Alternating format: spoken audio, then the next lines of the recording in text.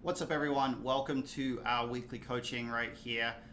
This is the second attempt at getting this stream live because I had one of the settings set incorrectly the first time around. So this one should be a little bit more successful. You might see a video on our channel that I'm actually going to go ahead and delete because it's the wrong stream.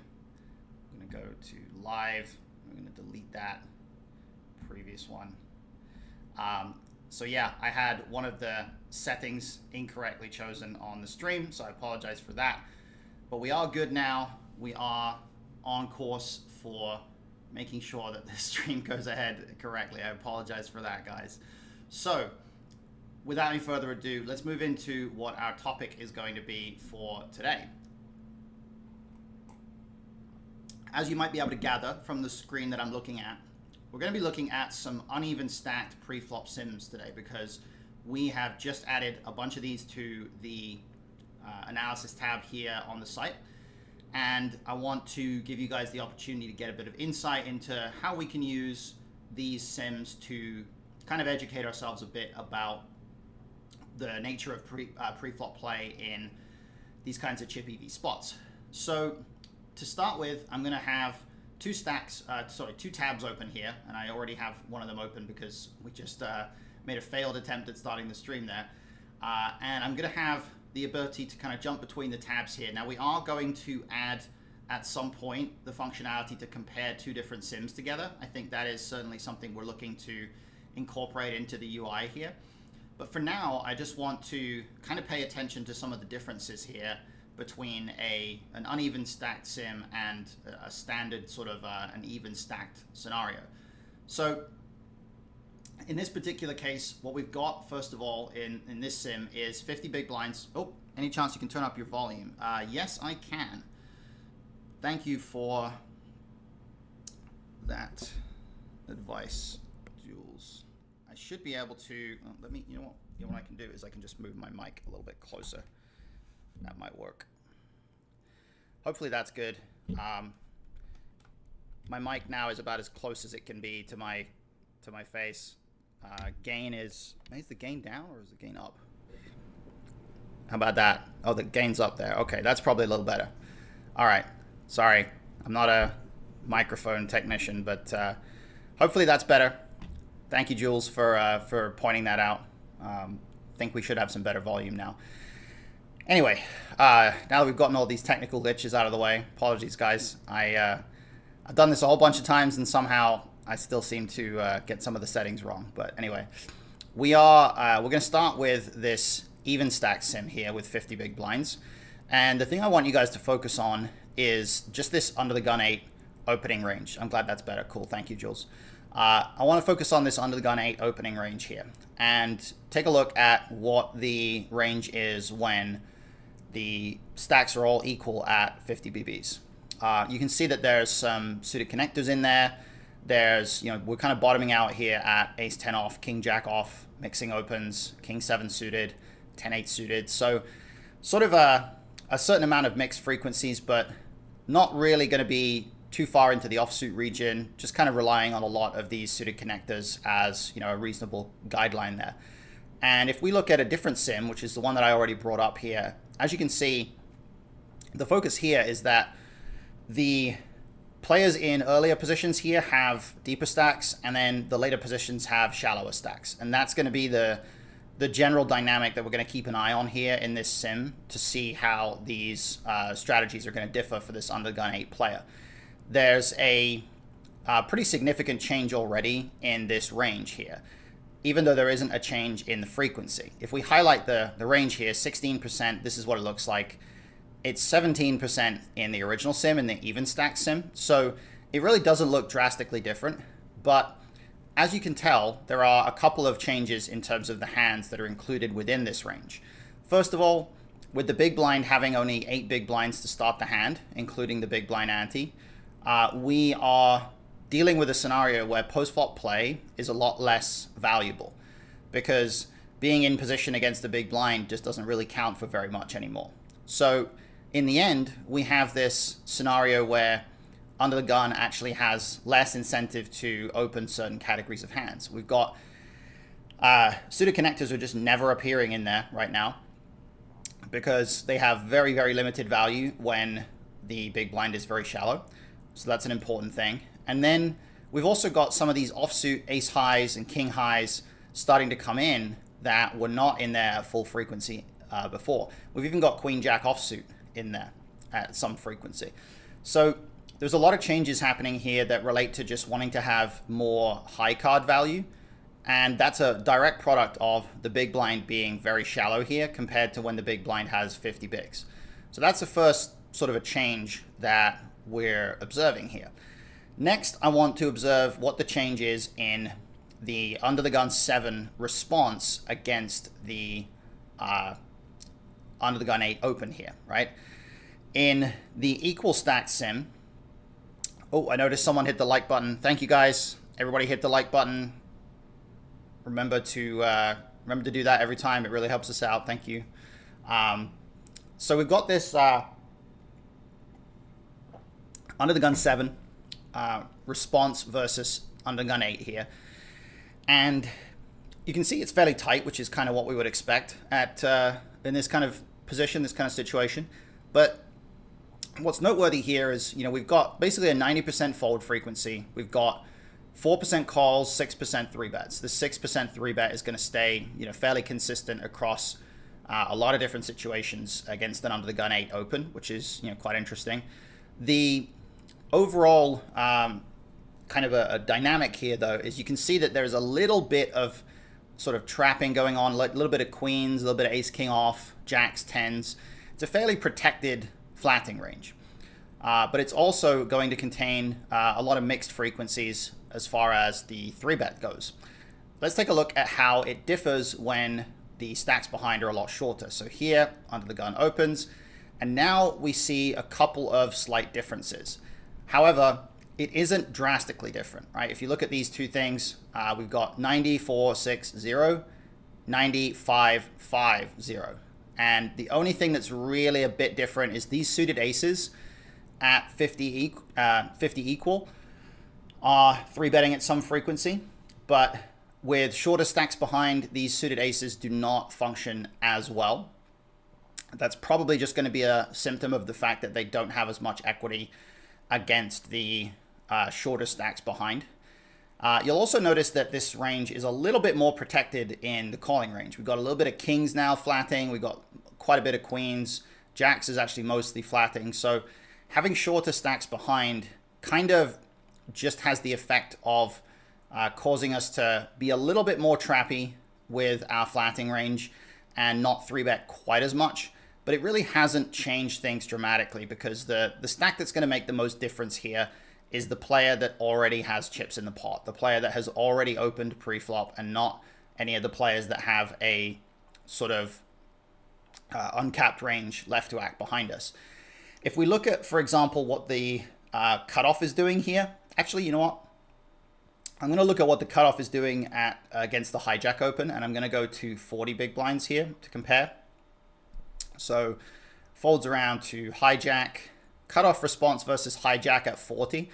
It's 10% call, 9% 3-bet, and again, it's fairly mixed, but there's also a lot of heavy calling with the suited broadways here. Cutoff doesn't really want to 3-bet suited broadways that often in this kind of a formation. And when we have short stacks behind, this is going to be a really good example here. So, we're going to have hijack open off of 73, and then we're going to have cutoff respond to that open. Now, we've got 8% and 7% as our frequencies here. So compared to 10 and 9, that's a fair amount tighter, right? The fold frequency has gone from 82% to 84%, and the range construction is a little bit different here as well. There is still quite a bit of flatting with some of those suited broadways, but there's also an interesting amount of 3-betting with some of these small pocket pairs, which is a little bit surprising. This is one of the rare instances where a hand like pocket fours might have some frequency of 3-bets, and it's partly just to deny a bit of equity to these short stacks, because when we flat pocket fours here, we can't really fold to these players if they shove. But at the same time, denying that equity, we can 3-bet fours here and get better pairs to fold occasionally from one of these players.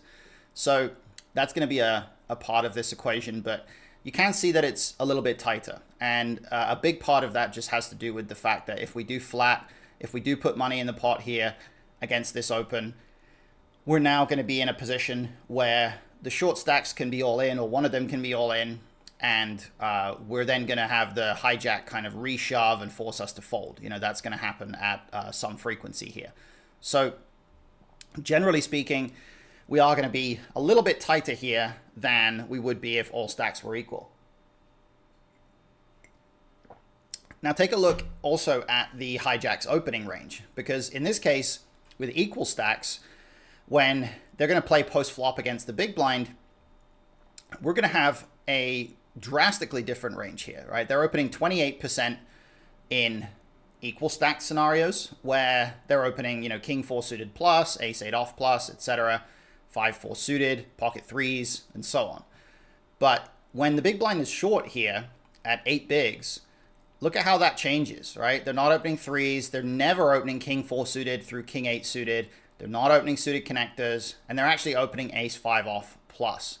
So there's quite a bit of alteration there just from the fact that the big blind is fairly shallow. So that is certainly a factor that we have to be mindful of. Now, in fact, there's going to be an even more extreme situation that I've been looking at recently that I think is really valuable and really interesting to look at. That is a product of what happens when the big blind is very shallow. So we're going to take that into account now. I want to take a look at that spot. So here, what we're going to do is we're going to select the big blind, and we're going to go, big blind is going to be less than 10 bigs. An average stack is going to be anything. That's going to be fine.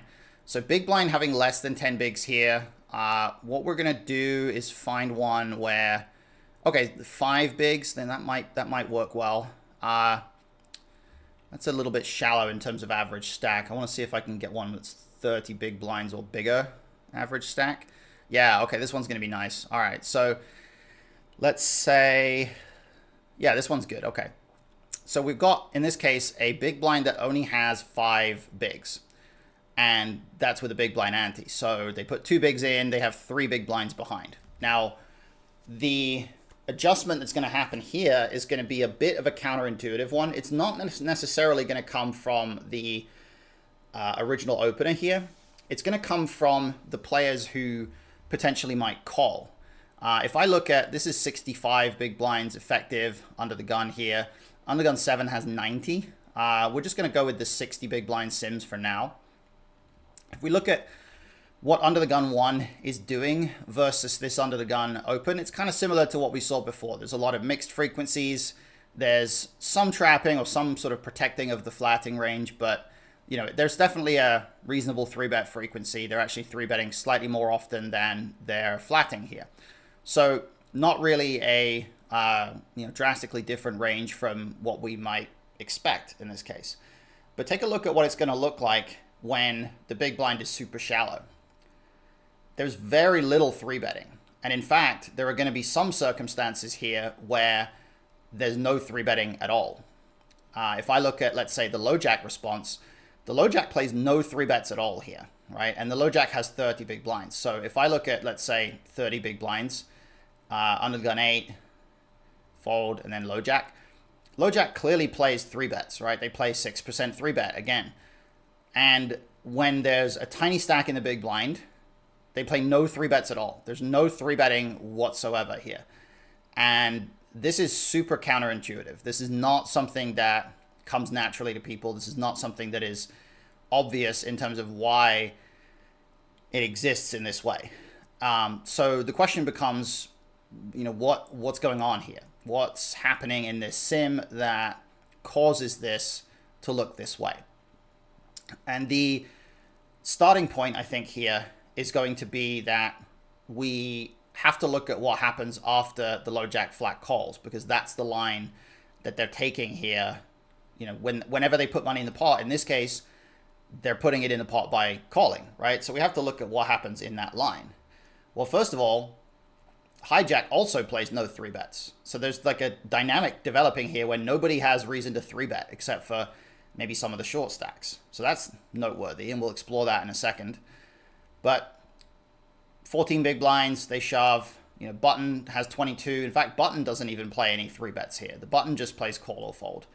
And all of this as to why these stacks are just playing call or fold here when they're 20 big blinds or greater comes down to one thing. It's that when it folds around to the big blind here, look at their range. They have such a tiny stack that when there's 7.1 big blinds in the pot already, the big blind has a really big incentive to just be all in, right? They're all in here with 75% of hands. And because that's happening at such a high frequency, first of all, the players that are considering 3-betting here or calling kind of allows them to be giving this spot to the big blind. Calling allows them to put the big blind in a spot where the big blind has to get it in at such a high frequency, right? And that's going to be good for them, because what's going to happen when the big blind gets it in is this. The under the gun 8 player is basically going to almost never fold, although there are a couple of folds here, which is kind of interesting. And when they do, they don't really reshove very much at all either. When they do call, now you've got this scenario where there's now 11.8 big blinds in the pot, and this low jack player has a completely uncapped range that has the ability to, first of all, never fold because they're getting such a crazy price. And second of all, they're sometimes going to be reshoving, or quite often going to be reshoving here and getting a fold from under the gun 8. So effectively, they're creating a bit of an overlay in the pot by having the under the gun 8 player just get a good price to call here. And then the range that under gun 8 is actually supposed to call off here is only 9s plus ace queen suited. Ace queen off is actually a fold here. And this is just a product of how strong this low jack reshoving range actually ends up being in this case. So it's really interesting that we have this scenario developing where under the gun 8 does so much, or under the gun 7 does so much trapping. Now, if I look at a different version of this, we're going to see, pretty much a similar thing, but there's going to be a threshold where this doesn't happen anymore. If I look at this 6 big blind sim, or the big blind having 6 bigs, this is, they have 4 behind, so they have 1 big blind more than they did before. Under the gun 7 now is going to open, and low jack does play some 3-bets here. So low jack is not doing that no 3-bet strategy, basically. And if we look at why that might be, well, once they call, the big blind now doesn't get it in anywhere near as wide. Just having 1 big blind more causes the big blind to now call 40% instead of calling like 5%, and they shove only 35% instead of shoving like 75%. So the big blind having 6 bigs to start the hand is actually quite substantially different from the big blind having 5 bigs to start the hand. And then the next factor here, which is kind of funny, is once it does go raise and call, well, now the hijack doesn't play any 3-bets. So why would the hijack do this if the low jack isn't? Well, it comes down to when the hijack calls, now the big blind is getting such a good price again that this is their range, right? They now get it in with 77% of hands again. So it sort of means that each player has to consider, if I call, how often is the big blind going to get all in? And in the first calling position here, the answer is not that often. In the second calling position, the answer is very often, because now they're getting a crazy good price. So this is a really interesting insight that I've seen from some of these sims. Now, what I also want to do is examine how this looks, or what this does when the short stack is outside the big blind, because it is going to have a similar effect. If we look at the small blind having 6 blinds here, just like the big blind did in the previous hand, well, as you can see, there's a lot of flatting, but it's not no 3-betting, not no 3-betting at all here, right? But now hijack, they do have 3-bets. Cutoff, they do have 3-bets. Button, they do have 3-bets. So everybody has some 3-bets here. And a good chunk of that is simply because this small blind get in range is nowhere near as wide as the big blinds was in the previous spot. The small blind is only able to get it in 19% of the time here. It's not 75% of the time like it previously was for the big blind in that other spot. So essentially here, a big factor that we're deciding on is how often is that micro stack going to be all in. In this spot, we've got 33 big blinds opens. Low jack now doesn't really play any 3-bets, because if we look now, cutoff doesn't, button doesn't. Now the small blind is short enough that they're getting it in 57% of hands. So it sort of becomes the case here that the small blind, or really any player that is potentially going to be at risk or is going to be sort of a micro stack here, it comes down to the frequency that they're actually going to be all in. If they're going to be all in really often, then we're going to want to basically let that happen and not play any 3-bets. If they're not going to be all in that often, then we still play a bit more of a normalized kind of a 3-bet strategy.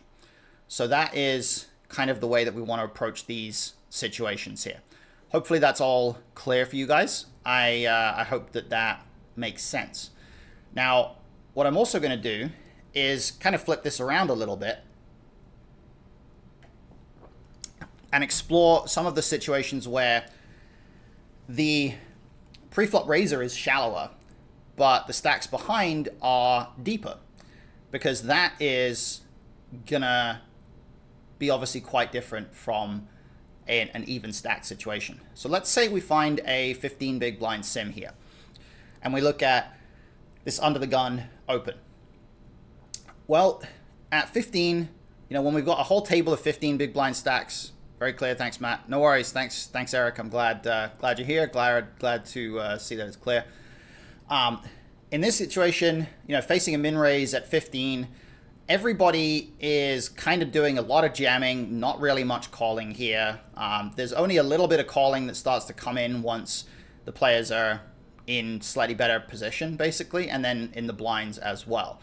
So not really a lot of calling, and also no small 3-betting in this case, right? The small 3-bet with some kind of potential to 3-bet fold doesn't really happen in these 15 big blind chip EV spots. But let's now look at what happens when we've got a short stack opening and we are deeper. So let's try to find a spot where we've got average stack. Yeah, average stack needs to be a bit deeper. We want under the gun 8. We're going to want, this player is going to be between, let's say, 12 and 20 big blinds. Okay, this is perfect. So we've got, yeah, this is probably pretty good. Let's see if there's anything better. Let's try to narrow it down a bit more. 12 and 18. Okay, this is a good one. So 17, under the gun has 17 here. This is pretty good. They're not going to be shoving anything from 17, so they're just going to have a standard sort of min-raise approach. Sorry, my phone's going off. The thing to take note of here is that every player is going to have 2 3-bet sizes, or all the players who are a bit deeper are going to have 2 3-bet size options against this open. And the natural thing for certain players is, I think, to look at it as, well, when I'm 3-betting against a tiny stack here, I want to 3-bet small because I want to, basically give myself some kind of room to potentially 3-bet fold and have some bluffs. But in fact, what happens is it's a bit like the scenario where everybody was doing a lot of shoving before at 15 bigs, because they're actually mostly using the larger 3-bet size. So in this case, under the gun 7 here, when they 3-bet, they're mostly 3-betting to 7 big blinds and not 4.5. So they're actually committing to playing an all-in pot against under the gun 8 here. They're basically 3-betting to a size that means they never fold to the shove. And by doing that, they're realizing all their equity against this opening range. And they're also making it a lot harder for the under the gun player to call the 3-bet and realize equity themselves. Because look at how this looks, right? Under the gun 8 has to fold stuff like Queen Jack suited, Ace-10 suited sometimes here against this larger 3-bet. They just can't realize that equity. And of course, they are just basically forced to get it in with the top of their range as well. So, in fact, the approach with these stacks that are playing a bit deeper effectively against the players behind is that they want to use larger 3-bets. They want to use these committing 3-bets that essentially they're serving the same purpose as just shoving for 15 big blinds, right? If you look at the button here, the button is going to be doing a lot of shoving because the button only has 13. Right, there you go. This is a much more standard kind of a strategy for this stack size.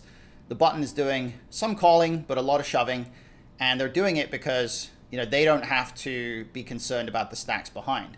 But the other players, when they do 3-bet against this player, they're either doing some shoving, like you can see the small blind is doing here, or they're using this committing 3-bet size. You can see here we've got like 7.25 as the small blind 3-bet size. They make it that size. You know, big blind basically has, you know, a shovel fold situation here.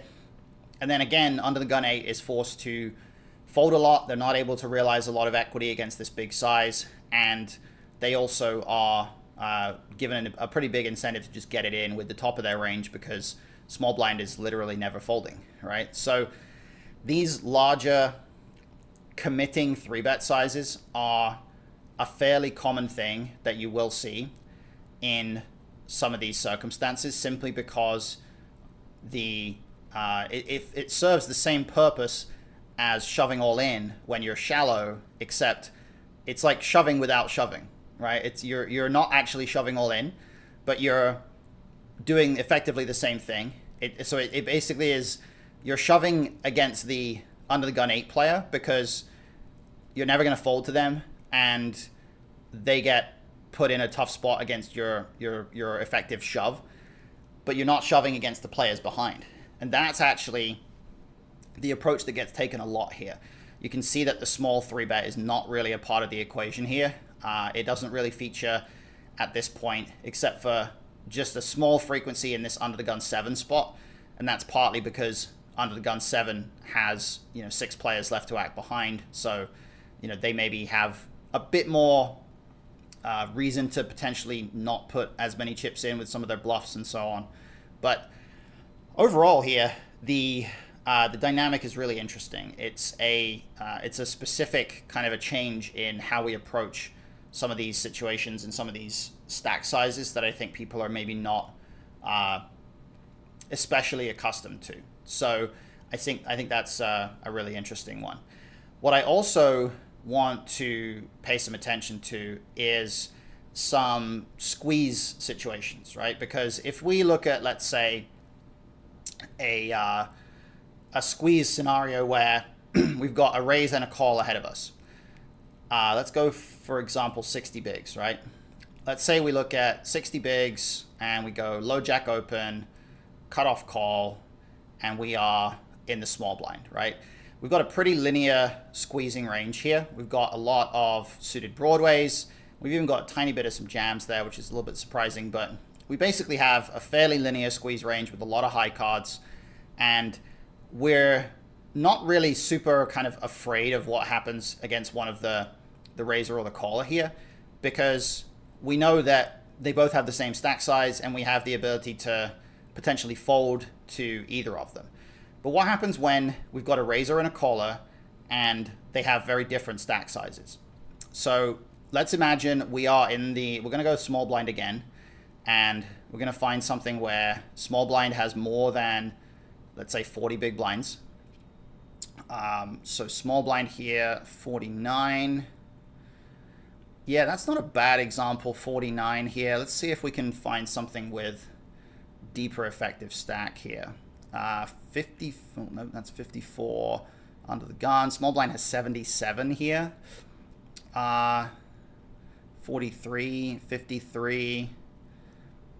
This is not a bad example, this 53 one. Kind of want something with a little bit. Okay, this is probably pretty decent to start with, right? So small blind here is at 81 big blinds, or 85 big blinds, sorry. And under the gun 8 is at 71. So small blind is very deep against under the gun 8 here. And let's see what happens when under the gun 8 opens and the button flats off of 40. Now, when the button flats, sorry, I didn't want that low jack call in there. There we go. Fold, fold, fold, fold. Okay, so button flatting at 40. This is a pretty logical range, although there is quite a lot of flatting in there because the big blind is shallow here. So maybe a little bit less 3-betting than normal, but let's take the small blind strategy here. Oh, okay, so this is not a great example because the big blind is so shallow. Never mind. Small blind is doing a lot of calling here. They're not really squeezing a lot. And it's because of that big blind phenomenon that, or that micro stack phenomenon that we saw before. So we need the big blind to be a bit deeper here. We need the big blind to not be shallow. That's, this is maybe the best example. Yeah, it's not ideal. This might do, actually. Big blind has 12 bigs here. I think that's enough. Okay, so let's look at this one. So under the gun here has 82. So under the gun is the deeper stack. Let's have the cutoff. Let's have the hijack flat here, right? So the hijack is flatting off a much shorter stack. And small blind now has 43 big blinds. So small blind is 43 big blinds effective against under the gun, but there are only 30 big blinds effective against the hijack. So the question becomes, what is our strategy going to look like and why? And you can actually see it's quite different here compared to what it would be if we were, let's say, everybody had 30 big blinds or everybody had 40 big blinds. It's basically not going to have as much calling. And this is partly due to the big blind stack size here.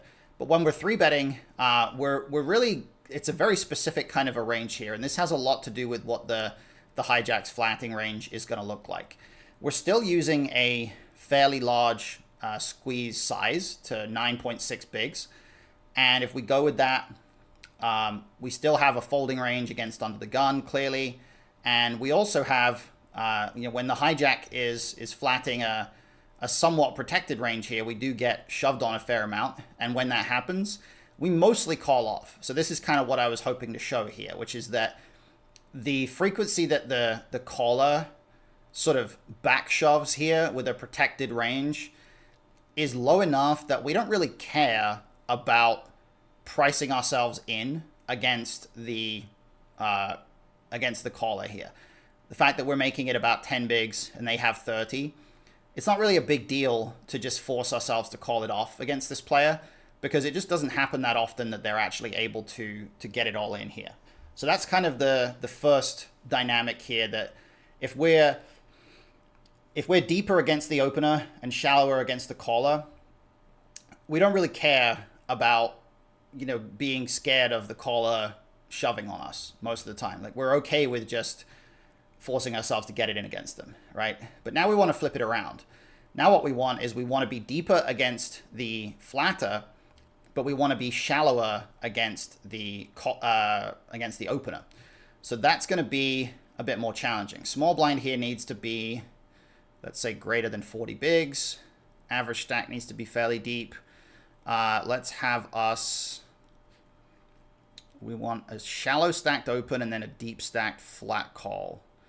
Okay, this is kind of, this is kind of good here. Let's see this one. So we've got under the gun 8 opens off of 37. We're going to fold it around to the button here, who has 78. So the button's flatting quite wide. And then from the small blind, we now actually, this is kind of the flip side of the previous spot, right? We actually have jams here. And you wouldn't think that this would be the case, because you wouldn't think that we would have jams when, the flat caller is 76 big blinds deep and we're actually covered by them. But what it kind of comes down to here is we just don't really care about the fact that they cover us, because they don't have very many hands that can call if we jam, right? If we jam here, they only call 8% of the time. Like, they occasionally have some trappy stuff here, but in practice, people aren't even really going to have these hands. They're not going to flat ace king. They're not really going to flat queens through jacks, queens through tens very often here. So what it comes down to is that being a bit deeper against the caller here isn't really that big of a deal. either. We're much more preoccupied with how deep we actually are against the opener, because the opener is the player that's going to have the biggest effect or impact on our strategy here and on our EV. So if we look at, for example, a more extreme spot where under the gun 7 opens off of 19, in this case, the button does actually still flat fairly wide, and we actually don't have jams anymore, but that's because making it 9 big blinds is effectively committing against the opener anyway. So we're essentially, we don't need to jam anymore, because even if we make it 9, we're still never folding to the under the gun player here. Against the 37 big blind stack, the 9 big blind 3-bet or 9 point something was actually very effective here, 9.8, because we aren't actually committing against the under the gun 8 player, and we are giving ourselves the opportunity to have some folds or some bluffs. And as you can see, yeah, we fold about a third of the time. We fold stuff like king, queen off, some suited hands, and so on. So we do have that opportunity in there. And then we also have those jams that are primarily coming from hands that really benefit from a lot of fold equity against the under the gun opener. So we jam under the gun 8 folds, ace jack suited, ace queen off a lot. There's a lot of hands here that benefit from that. We benefit from getting ace jack suited to fold when we have king jack suited, and so on. So we can have jams when we're deeper against the caller, even if it seems like, oh, that's a lot of chips to jam, right? So this is a pretty fundamental aspect of these squeeze spots when we're dealing with uneven stacks. It's that the stack size of the opener is simply going to be significantly more important to the overall spot than the stack size of the caller. The caller can be perhaps a bit deeper or a bit shallower, and it doesn't really affect our strategy very much. We mostly are preoccupied with the stack size of the opener. So that's an important kind of an insight there to just be aware of. Now, the final thing that I think is relevant here is if we're looking at the big blind, we want to be mindful that there are going to be certain instances where we might have a slightly different jamming range and calling range when we're fairly shallow, when the other stacks are deeper. So if I look at, for example, big blind, and we go, I want the big blind to have between 10 and 20 bigs here, or between 12 and 20 bigs, let's say. So let's go, this is pretty good, 17, 14. Yeah, this works pretty well, this 14 big blinds spot. So in this case, with big blind having 14 bigs, we're going to pay attention to under the gun open and button call here. Oops, forgot to hit the button here. So under the gun's going to open, button's going to call. With a normal sort of a 14 big blind or 15 big blind kind of a spot, the thing that's going to happen is that the button is not going to have that substantial of a flatting range here. So it's a lot harder to use traditional sort of 15 big blind ranges here to explore this spot. If you look at what happens when we're even stacked 15 bigs, under the gun open, button call, which button does call some here, but only 5%. Now big blind, they do call quite a lot, but they fold a lot of offsuit aces. We're only jamming like 6s plus, ace 7 suited plus. We're not jamming a lot of suited Broadway type stuff because we don't have, as much incentive to jam when the button's flatting range is a bit more protected. Here, if we go fold around to the big blind, we're now jamming a bit wider. We're jamming stuff like 5s. We're jamming king, queen suited, king 10 suited, king jack suited sometimes. If we look at the frequencies here, oh, that's interesting. So we're actually, that's surprising.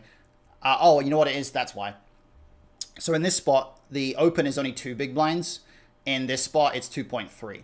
And that's what's creating an actual increase in our fold frequency. We go from 38% fold against the min raise to 44% because it's 2.3. So that's what's happening there. The shoving range is going from, it's staying at about 9%. So it's not dramatically changing. We're a bit more pocket pair heavy. You know, something like fives can go in there when the other stacks are deeper. And we are completely fine here with having some of these offsuit hands in there. Stuff like king six. It's interesting that king six is in there, but ace six isn't. That's a little weird. That's probably something to do with the distribution of ace hands in the other ranges. But you can see that there's a change in the strategy here. There is a noteworthy sort of shift in how the big blind is approaching this spot, particularly against a slightly larger open, and you know, with the button having a very different range here as well. Now, the way that this works when we're a bit deeper in the big blind is it's going to be pretty similar to how the squeezes worked in the small blind. It's that the stack size of the opener is going to make more difference than the stack size of the flat caller. So, for example, if we are, you know, let's say we are very deep in the big blind, we're like more than 60 bigs deep, let's say. Yeah, this is a good example here. Let's say under the gun 7 opens off 56, and then we go cutoff call. Actually, cutoff call is not great. Let's say small blind flats here off of 15. We now are we're not going with like a lot of hands here that are kind of weak. We're not going with a lot of the offsuit aces. We're not even going with all of king 9 off here, or you know, all of the suited hands or anything like that, simply because the fact that the small blind is shallower doesn't matter that much in comparison to the fact that we're deeper against the opener. That's going to be a pretty important variable there. And then by contrast, let's say we flip it around to a spot where the opener is shallower. So this is probably a decent one for that. Hijack opens off of 17. Button now flats. So we're deeper against the button. Big blind, you know, we're still able to call fairly wide here. We're still able to call every suited hand, calling most of the offsuit aces, calling down to king 7 off, because being shallower against the opener, and of course the fact that there's a 2 big blind open instead of a 2.5 or 2.3, sorry, that's going to matter a lot as well. So really we want to just be mindful that in any spot, regardless of the circumstances, the stack that's going to matter the most is going to be the stack of the opener, and we're not going to pay as much attention to the stacks of the callers. The only exception would be if we thought that the caller would have some kind of especially protected range, like when the big blind is very, very shallow, as we said before. But really that's not going to be very common. It's not going to be too many situations where that's actually going to exist. So that, I think, is about everything. So we went into a lot of different stuff. We are going to keep these coaching sessions a bit shorter going forward. So the plan was to go 45 minutes to an hour today, and we're going to keep it to that going forward because people get a bit exhausted, people get a bit tired, I get a bit tired. 90 minutes is a long time. So that's going to be it for today. We're going to wrap it up there. Thank you everybody for being here. A little bit of a smaller audience than usual, but that's fine. I guess everybody's busy. It's all good. We're going to be back again next week. Don't have a specific topic yet, but I'm sure we'll figure something out. I think I came up with one that we maybe put on social media, but I can't remember what it was. We're going to figure it out. But we're going to have plenty of sims. Am I playing the Venetian? Probably not. I'm not playing a ton right now because I just have a lot of coaching stuff and various sort of non-poker stuff going on. But it's going to be a great event, I'm sure. So good luck to anyone who's playing that. Thank you everybody for being here. Appreciate the usual suspects being around. Jules, 1011ER, Lola, I guess that is. I don't know. But thank you everybody. I'll be back same time next week. So until then, good luck and take care. Bye-bye.